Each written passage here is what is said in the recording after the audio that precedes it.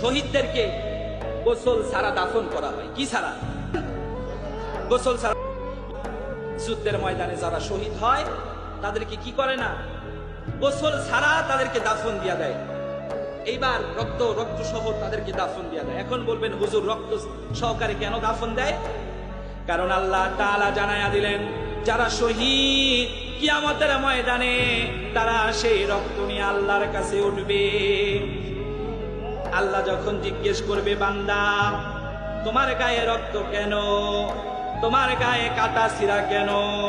কাটা ছিঁড়া থেকে রক্তর ফোঁটাগুলো ডাক দিয়া রবকে বলবে, ও আমার রব, কোরআনকে প্রচার করতে যাইয়া, কোরআনের কাফেলায় শামিল হতে যাইয়া, একামতে দিনের কথা বলতে যাইয়া, একামতে দিন সমাজে পরিচালনা প্রতিষ্ঠিত করার জন্য আমি তোমার কালিমার রাস্তায় শাহাদাত হয়ে গিয়েছি।